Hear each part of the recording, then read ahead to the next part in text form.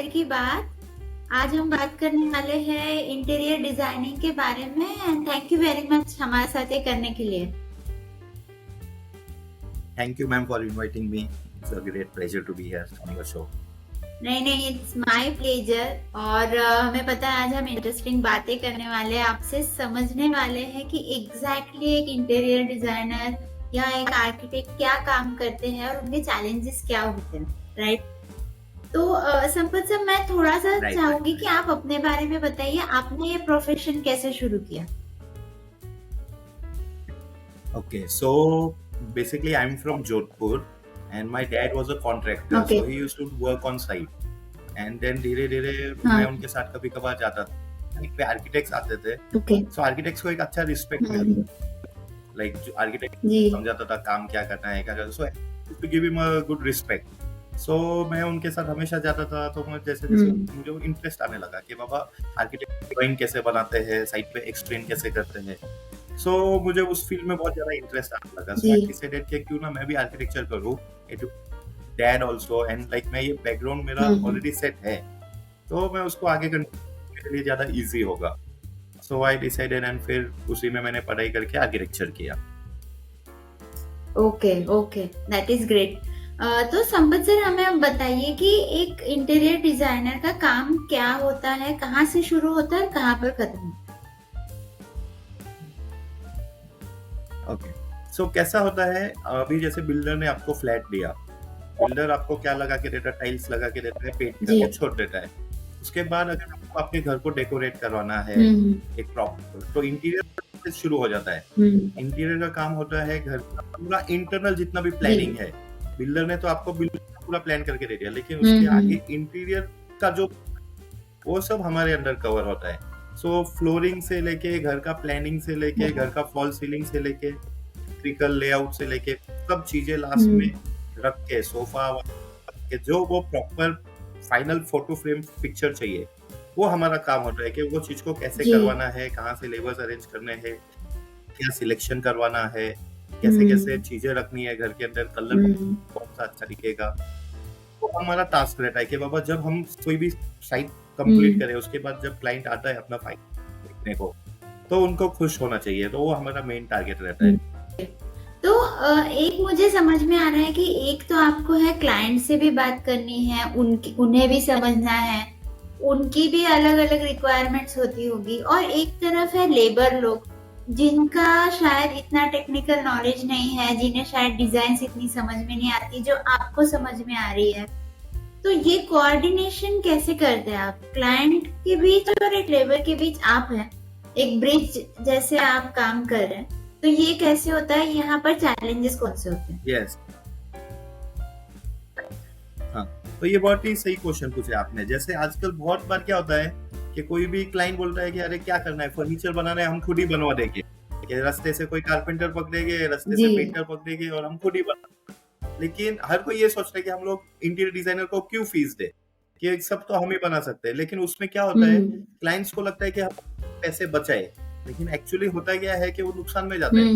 क्यों? क्योंकि उसमें भी बना देता है, पेंटर भी काम कर देता है, उसमें पेंटर का फायदा, क्योंकि उनको सुपरवाइज करने के लिए कोई नहीं होता है. तो जो आर्किटेक्ट का काम रहता है, काम है कि क्लाइंट को भी खुश रख, जो हम कॉन्ट्रैक्टर को पैसे दे रहे हैं उसको बराबर करवा रहा है, नहीं करवा रहा है. ये तो क्लाइंट्स को हम कैसे दिखाते हैं कि क्लाइंट्स के लिए 3D व्यूज बना देते हैं कि आपको ये चीज बन के मिलने वाली है. और कॉन्ट्रैक्टर्स के लिए वर्किंग ड्राइंग्स का सेट रहता है कि पूरा उनको जाके ड्राइंग समझाए, उनको एक एक डिटेल समझानी पड़ती है. कभी कभी साइट पे हम लोग स्केच करते हैं. सो कॉन्ट्रैक्टर क्लियर है कि मुझे बनाना क्या है. और ये जो कम्युनिकेशन होना चाहिए मेरे और कॉन्ट्रैक्टर के बीच में, ये कम्युनिकेशन वगैरह हमारे नीचे भी स्टाफ रहते हैं, वो साइट विजिट करते रहते हैं कि काम कैसा चल रहा है, काम क्या क्या हो रहा है. उसके बाद वो फाइनल प्रोडक्ट तैयार होता है. राइट. तो बेसिकली अगर कोई ये सोचता है कि हमें अपने घर बनाना है, तो हम यहाँ पर ये करवा लेंगे, अपने लेबर ले आएंगे, तो वो ज्यादा महंगा पड़ता है, क्योंकि एक एज अ क्लाइंट हमें पूरा आइडिया नहीं होता कि ये सच में जो हमें मिल रहा है ये सही दाम है या नहीं है, और उसमें जो एक एस्थेटिक सेंस इंटीरियर डिजाइनर लेके आता है वो भी मिसिंग होता है. करेक्ट? ये करेक्ट. एंड उसमें क्या होता है, बहुत बार ये होता है कि कॉन्ट्रैक्टर्स आपको क्या मटेरियल यूज करके दे रहा है, आपको नहीं समझेगा कि आप फर्स्ट टाइम मटेरियल यूज कर रहे हो, लेकिन हमको मटेरियल से कितना भी राइट। नॉलेज होता है कि बाबा is this a good material, market में क्या रेट का मटेरियल है, अपने को कॉन्ट्रैक्टर क्या रेट बोल रहा है, तो वो सब ट्रांसपेरेंट होना चाहिए। तो मैं जितने भी लोग हमें देख रहे हैं उन्हें ये बता दूं कि डिजाइनर कैसे बनना है। अगर ये आप जानना चाहते हैं तो कमेंट्स में बताइए या डिस्क्रिप्शन में दिए गए एड्रेसेस पर मुझे कनेक्ट कीजिए। हम कम्प्लीटली बात कर सकते हैं और मैं आपको एडवाइस कर सकती हूँ कि ये कैसे बना जाता है। आज हम सर से ये जान रहे हैं कि इसके प्रैक्टिकल एस्पेक्ट्स क्या होते हैं। तो सर आगे बढ़ते हैं और मैं आपसे समझना चाहती हूँ कि जैसे टेक्नोलॉजी आगे बढ़ रही है, हर चीज में टेक्नोलॉजी आ रही है, वैसे ही इंटीरियर डिजाइनिंग में टेक्नोलॉजी का क्या रोल है और ये कैसे बढ़ता जा रहा है या बढ़ा भी है या नहीं? ओके, तो कैसे होता था, आज से 20 साल पहले कोई सॉफ्टवेयर वगैरह नहीं होते थे ज्यादा। तो क्या होता था, एक आर्किटेक्ट साइट पे आता था, पेंसिल पेन से ड्राइंग्स बना के काम चल जाता था। लेकिन जैसे जैसे टाइम बढ़ता गया, सॉफ्टवेयर आते गए, उससे क्या होने लगा कि जैसे अभी 3D के सॉफ्टवेयर आ गए, so it is very easy कि बाबा 3D क्लाइंट को भी पहले दिख जाता है कि बाबा मेरा घर ऐसे बनने वाला है। आज से 20 साल पहले कैसा होता था, कोई 3D व्यूज वगैरह करते थे, तो क्लाइंट सिर्फ आर्किटेक्ट के भरोसे पे काम करवाता था। अभी 3D व्यूज है तो जी। पूरा एक पिक्चर क्लियर हो जाता है, जिसके भी कुछ कुछ चेंजेस करवा देता है कि बाबा मैं ऐसा रेकमेंड कर रहा हूँ, उनके चॉइसेस फिर वो 3D व्यूज में पहले चेंज हो जाता है। दूसरा, हमारे जी। जैसे सॉफ्टवेयर आते हैं वर्किंग ड्राइंग्स के सॉफ्टवेयर, ऑटोकैड आ गए, ओके। 3D मैक्स आ गया, तो उसमें चेंजेस करना बहुत आसान हो जाता है। ड्राइंग्स का हाँ। जैसे एक फॉल सीलिंग का ड्राइंग है, पर इलेक्ट्रिकल ड्राइंग रख देते हैं, उसके ऊपर फर्नीचर ड्राइंग, तो जो फाइनल ड्राइंग्स का कंफ्यूजन कुछ नहीं होता है, पूरा काम सिस्टमेटिक हो जाता है। और जी। अभी जो लेटेस्ट टेक्नोलॉजी वो है VR टेक्नोलॉजी। VR टेक्नोलॉजी में क्या होता है कि बंदे को साइट पे लेके ओके। जाते हैं, उनको सिर्फ सनग्लासेस ठीक है, तो he can walk through the space. तो आज टेक्नोलॉजी इतना आगे चल गया है कि लिमिट नहीं है। आज से 20 साल पहले फोन कॉल्स भी नहीं होते थे। अभी जैसे ये टेक्नोलॉजी, फोन कॉल्स आ गए, वीडियो कॉल्स आ गए, साइट पे आप फोटो ले सकते हो, तो इससे काम बहुत इजी हो गया है। आज जी। से अपन 20 साल पहले से कंपेयर काम करना बहुत इजी है। वीडियो कॉल से कॉन्ट्रैक्टर्स जी। जी। वीडियो लेके भेज देता है कि बाबा मुझे ऐसा ऐसा प्रॉब्लम, तो ये सब टेक्नोलॉजी की वजह से काम करना बहुत इजी भी हो गया है। साइट से मटेरियल क्या आया है, यहाँ पे क्या लगाना है, बहुत इजी हो जाता है। आज से 20 साल पहले कैसे होता था कि आर्किटेक्ट एक बार महीने में आता था साइट पे, जितना उसके बाद 1 महीने बाद ही वो वापस आता था। अभी वो हर अल्टरनेट वीक में मीटिंग हो जाते हैं, ऑनलाइन मीटिंग्स हो जाते हैं, तो बहुत है, बहुत इजी हो गया है। तो technology has played a very important role in this too. आगे जाके भी ये टेक्नोलॉजी और भी फास्ट होने वाली है, जिससे कि एक क्लाइंट को जो है वो बहुत इजी होने वाला है सब कुछ विजुअलाइज करने के लिए। जी। और मुझे लगता है एज एन इंटीरियर डिजाइनर आपके लिए भी ये थोड़ा इजी हो जाता है कि क्लाइंट को आप क्या बोल रहे हो वो समझाना। अदरवाइज अगर हम शब्दों में वो बताना चाहिए कि यहाँ पर टेबल आएगा, यहाँ पर ये ऐसे दिखेगा, तो ये जरा मुश्किल हो जाता है। जिसका विजुअलाइजेशन अच्छा है उनके लिए समझना थोड़ा आसान हो जाता है, मगर सबका वो होता नहीं है, राइट। ये समझना चाहती हूँ कि जैसे आपने कहा कि टेक्नोलॉजी जो है इसमें बढ़ ही रही है, 20 साल पहले जो नहीं थी वो आज है और आगे चलकर ये आती रहेगी। क्या ऐसा हो सकता है कि इंटीरियर डिजाइनर का पूरा काम टेक्नोलॉजी करे? ऐसा हो सकता है या नहीं? I am just asking. नहीं समझा आपके सवाल को। इंटीरियर डिजाइन का पूरा काम? जी देखिए, आपका काम है कि आप एक क्लाइंट और जो वर्कर है उनके बीच का आप एक ब्रिज है।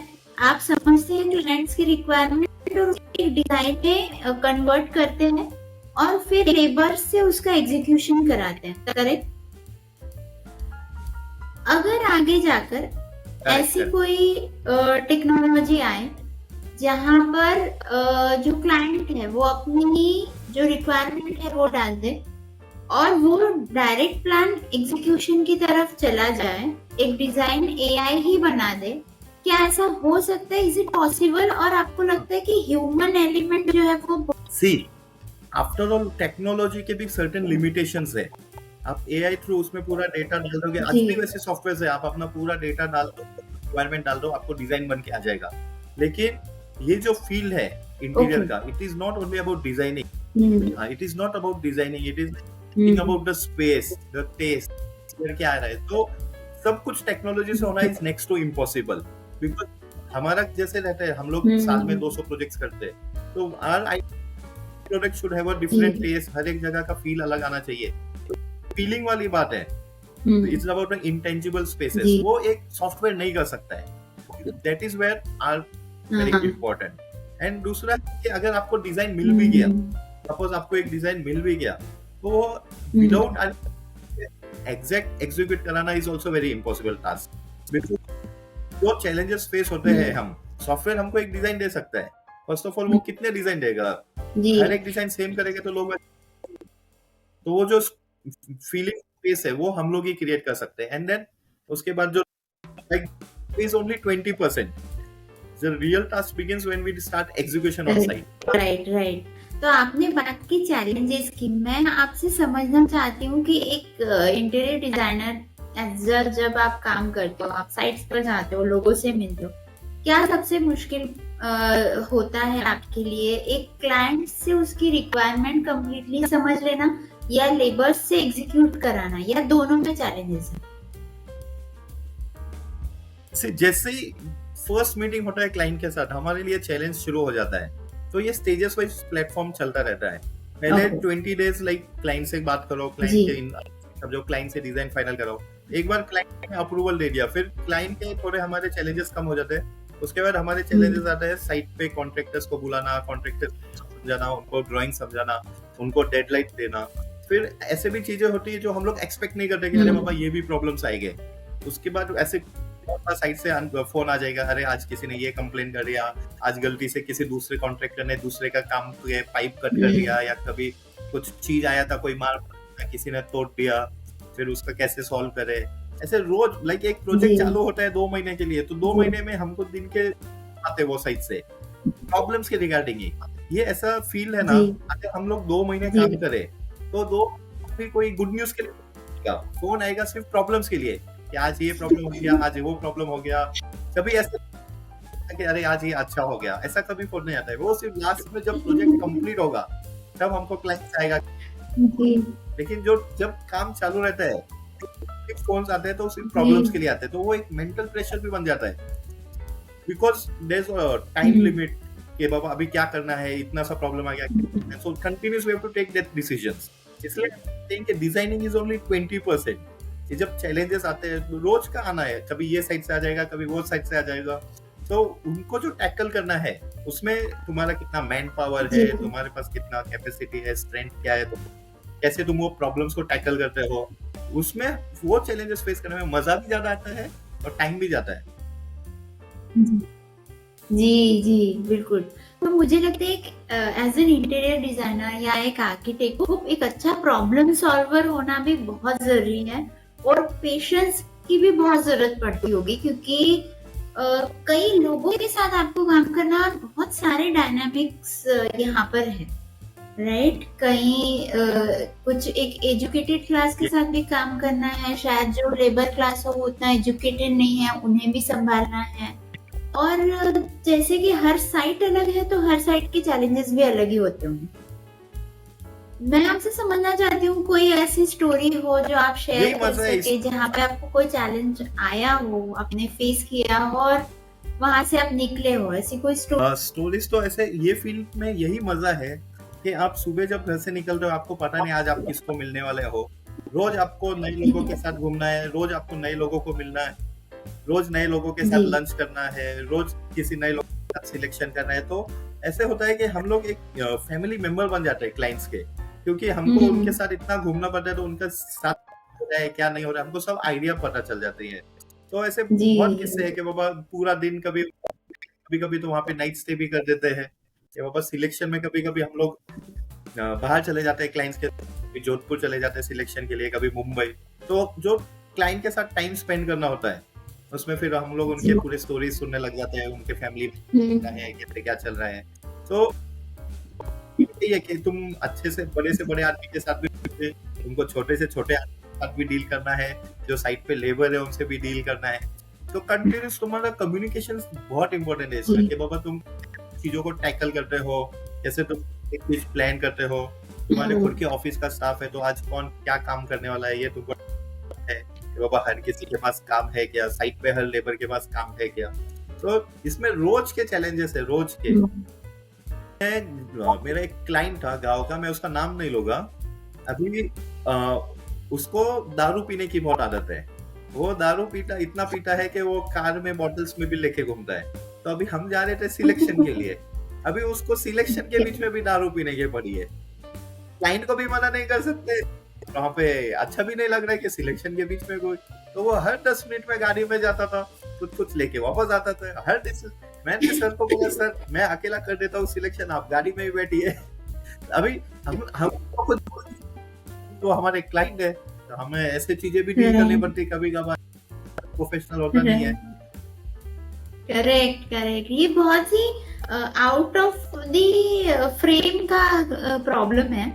जो नए लोग आते हैं, जो पढ़ते हैं, पढ़ाई करके इसमें आते हैं, उन्हें ये जो प्रैक्टिकल चीजें होती है जो एक फील्ड पर के प्रोफेशनल को फेस करनी पड़ती है, इसका उन्हें कोई आइडिया नहीं होता। क्योंकि बुकिश नॉलेज और प्रैक्टिकल नॉलेज, इसमें जमीन आसमान का फर्क होता है हर एक स्ट्रीम, राइट। तो मैं आपसे एक्चुअली हम 2 सवाल पूछना चाहती हूँ। Yes. पहला तो मुझे ये समझना है कि आपकी कंपनी के बारे में हमें थोड़ा बताइए। आपकी कंपनी का नाम क्या है, क्या क्या काम करते हैं आप लोग, और कैसे काम मेरे फर्म का नाम है the orange box. So we are into this field for last 7 years। हम लोग पूरा आर्किटेक्चर, इंटीरियर, लैंडस्केप, फार्म वगैरह के प्रोजेक्ट्स करते हैं। और जैसे आप पढ़ाई का बोल रहे थे, पढ़ाई का नॉलेज और ऑन फील्ड का नॉलेज, तो मैं खुद यूनिवर्सिटी टॉपर हूँ। मैंने 5 साल टॉप किया था। तो जब मैं कॉलेज में था तो मुझे ऐसा लगा कि मैं अभी ताजा बन गया हूँ ये फील्ड का, मुझे सब आता है, अभी मुझे कोई जरूरत नहीं है, मुझे सब आ गया है, मैं डायरेक्टली खुद का फर्म चालू कर दूंगा। लेकिन जब मैंने चालू किया तो मुझे समझा कि नहीं, ऑन फील्ड और ये ऑन साइट बहुत फर्क है, बहुत मतलब बहुत। तो फिर मैंने सोचा कि उधर 3 साल का मैं एक्सपीरियंस लूं। तो फिर मैंने एक अमेरिकन आर्किटेक्ट मैनेजर करके फर्म है, CCBA, वहां पे मैंने 3 साल जॉब किया। वहां से जो मुझे एक्सपोजर मिला वो बहुत ही हेल्प किया मुझे के लिए। सो मैं ये कहना चाहूंगा कि बाबा एक्सपीरियंस लेना इज वेरी इंपॉर्टेंट। कॉलेज में जो आप सीखते हो वो के लिए अच्छा है, लेकिन ऑन साइट अगर जब तक आप ऑफिस में काम करो, थोड़ा एक्सपीरियंस, उससे क्या होगा, आपका एक्सपीरियंस बढ़ेगा।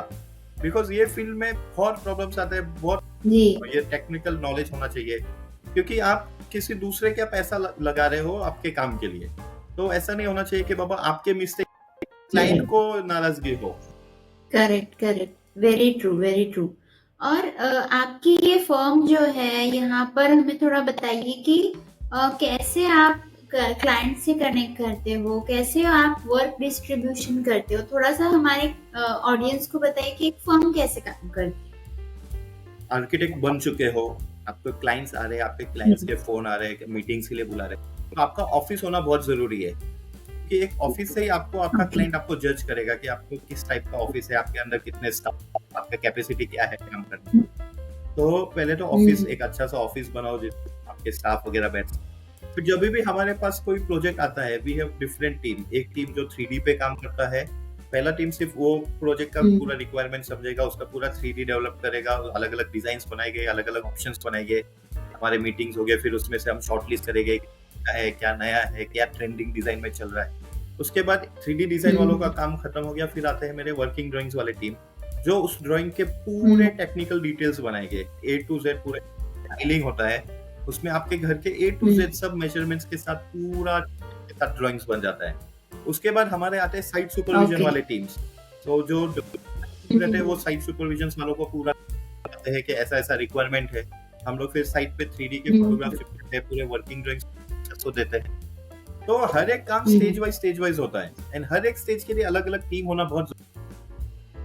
अगर एक अच्छा फर्म चलाना है तो building a strong team is very important. नहीं, आर्किटेक्ट आप सब काम नहीं कर सकते। आप जैसे आप एक अपनी फर्म चला रहे हो, आपका ये खुद का बिजनेस है, मगर आज मार्केट में बहुत बड़े बड़े प्लेयर्स भी इस फील्ड में आ गए हैं, जैसे लिव स्पेस है और भी बहुत लोग हैं। तो आप ये कंपटीशन को कैसे देखते हो? और अगर कोई न्यू कमर्स आ रहे हैं जो खुद का करना चाहते हैं जैसे आप कर रहे हो, तो आप उन्हें क्या एडवाइस करोगे? सी ये फील्ड ऐसा है ना कि this is like a chain. तो आप जब शुरू करोगे आपको एक एक क्लाइंट रहेगा, फिर आपको 1 से 3 क्लाइंट आएंगे, फिर वो 3 से और 3 क्लाइंट्स आएंगे, तो ये एक चेन बन गया है। तो जैसे जैसे आपको प्रोजेक्ट्स आते रहेंगे, आपको स्टार्ट आपको स्लो होगा, बिकॉज ये जो चेन डेवलप करना है it will take time, because feel ऐसा है कि आपको रेफरेंस थ्रू प्रोजेक्ट्स मिलते हैं ज्यादा। तो ये जी आप टाइम लीजिए, आप अच्छा काम करिए, आपके क्लाइंट्स को डिसअपॉइंट मिले, तो ये जैसे ग्रो होता जाएगा, एक टाइम होगा कि आपको रोज एक एक फोन कॉल आएगा अलग अलग प्रोजेक्ट्स के लिए, and then that capacity to decide whether should I do this project or should I avoid this project। Starting में ऐसा होता है कि बाबा जो प्रोजेक्ट आ रहा है सब करो, लेकिन बाद में अपने पास भी जब नंबर ऑफ फोन कॉल्स ज्यादा है तो फिर वी कैन डिसाइड बाबा सिलेक्टेड प्रोजेक्ट्स करते हैं जिससे हमारा नाम हो, और एक बार नाम हो गया आपका, मार्केट में नाम हो गया, तो कंटिन्यू प्रोजेक्ट्स का आना इज वेरी नेचुरल। तो वो फर्म को भी हेल्प करता है, जैसे जैसे आते रहेंगे, अच्छे क्लाइंट्स आते रहेंगे, तो ग्रो होते जाओगे आप। Of course, the start will be very slow, but then you don't give up। हाँ, जितना हो सके आप ऑनलाइन मार्केटिंग करिए, आपके रिलेटिव्स को बोलिए हेल्प करने के लिए। Starting to build that chain is very important. आजकल I think digital marketing, social marketing तो हर चीज का हिस्सा है, और वो बहुत जरूरी भी है, क्योंकि कोई भी अगर किसी को सर्च करता है तो पहले सोशल मीडिया पर ही सर्च करता है। तो ये तो एक बहुत इम्पोर्टेंट हिस्सा हो जाता है मेरे हिसाब से, किसी भी फील्ड में अगर आप खुद का कर रहे हो, किसी भी फील्ड में। सो एक तो हमने बात की है कुछ स्किल्स की, जैसे पेशेंस हो गया, प्रॉब्लम सॉल्विंग हो गया, कम्युनिकेशन स्किल हो गया, एक इंटीरियर डिजाइनिंग का नॉलेज तो है ही, जो तो कोर स्किल है। पर आपको क्या लगता है कि और कौन सी ऐसी स्किल्स है जो न्यू कमर्स में होनी चाहिए इस फील्ड में सक्सेसफुल होने के लिए? सी ये ऐसा फील्ड है कि ऐसा नहीं है कि आपने कॉलेज गए, आपने पढ़ाई की और आप इंटीरियर डिजाइनर बन गए। ये ऐसा फील्ड है कि इसमें आपको खुद को एक इंटरेस्ट होना चाहिए, ये चीजों से लगाव होना चाहिए। आप भी घूमने जाते हो तो आपको चीजें पसंद आनी चाहिए, अरे ये मुझे अच्छा लग रहा है, आपको वो कैप्चर कर लेना चाहिए वो पिक्चर कि बाबा मुझे ये चीज अच्छी लगी, I will use it somewhere. अभी बहुत सारे ऐसे आर्किटेक्ट्स हैं फेमस, जिन्होंने आर्किटेक्चर की पढ़ाई भी नहीं की है, लेकिन वो खुद से प्रोजेक्ट्स बनाते हैं और वो अवार्ड विनिंग काम कर रहे हैं। तो ऐसा नहीं है कि आपने कॉलेज या आपने पढ़ाई किया, डिग्री लिया एंड आप बन गए अच्छे आर्किटेक्ट। तो ये जो टेस्ट होता है, आप कहीं पे भी जाओ घूमने के लिए, आप कितने इमेजेस कैप्चर कर सकते हैं, you can decide whether this is good, this is bad. तो वो चीजें फिर आपको एक इंटरेस्ट भी होना चाहिए, बाबा यू शुड हैव स्केचिंग इन, बाबा ये मुझे चीज अच्छा दिख गया, मैं इसका स्केच बनाऊं। Travelling is very important in this field. मैं खुद अभी नेक्स्ट वीक दुबई जाऊंगा, तो मैं वहां पे कुछ ना कुछ नया सीख, if I capture that image, तो वो सब चीजें फिर यहाँ पे अप्लाई करना, वो हमारे लिए बहुत बहुत इंपॉर्टेंट रहता है। तो ये कहता है इन दिस फील्ड ना your learning never stops, even by the age when I turn 50 मैं कुछ नया देखूंगा, कुछ नया सीखूंगा, कुछ नया अटेम्प्ट करूंगा साइट पे एग्जीक्यूट कराने के लिए। तो ये इसमें लर्निंग चालू ही रहता है। मुझे लगता है जो एक आज के जमाने में सबसे इम्पोर्टेंट स्किल्स है वो है कंटिन्यूअस लर्निंग, कम्युनिकेशन और अडेप्टेबिलिटी, क्योंकि जिस तरह से टेक्नोलॉजी भी चेंज हो रही है, आपको भी उसका ज्यादा से ज्यादा यूज करके आना चाहिए। आपको समझना चाहिए कि कहाँ हम उसका यूज करके अपनी एफिशिएंसी बढ़ा सकते हैं। और ऑफ कोर्स ये एक एस्थेटिक एरिया है, तो यहाँ पर कुछ ना कुछ आर्टिस्टिक नया नया आता ही रहता है, आता ही रहेगा। और जैसे कि लोग डिफरेंट हैं, उनके आइडियाज डिफरेंट है, तो उस हिसाब से भी आपको अडेप्ट करना पड़ेगा। मुझे लगता है ये हर फील्ड में आज बहुत जरूरी हो गया है, and interior designing is not an exception. तो I think that is it. Sampat sir, this was very nice conversation. आपसे बात करके मजा आया, आपने बहुत अच्छी इन्फॉर्मेशन दी है।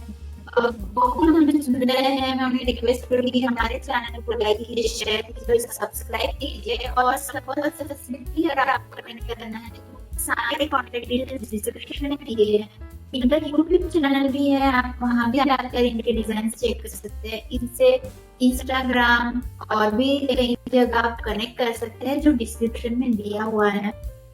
Samar sir, thank you very much once again. आपको अगर जाते जाते कोई मैसेज देना हो तो प्लीज।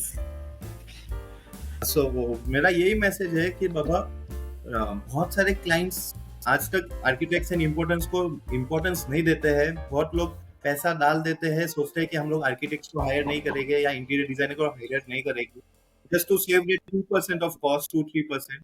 तो वो ना करिए, आप आपके प्रोजेक्ट्स में अच्छे आर्किटेक्ट को हायर करो। तो उससे क्या होगा, जो आप भी जो पैसा डाल रहे हो, आपका प्रोडक्ट अच्छा बनेगा। तो आपको प्रोडक्ट दिखाओगे तो उसमें मिस्टेक कम हो गए और आपको भी अच्छा चीज आउटपुट बन के आएगा। तो जो लोग बोलते हैं कि आर्किटेक्ट की जरूरत नहीं है, हम खुद से बना देंगे, ये प्लीज थॉट थोड़ा निकालिए एंड अच्छे आर्किटेक्ट्स को जरूर हायर करिए अपने प्रोजेक्ट्स के लिए। Thank you very much sir, आपका मेरे साथ इतनी सारी अच्छी इन्फॉर्मेशन शेयर करने के लिए। Thank you ma'am, thank you.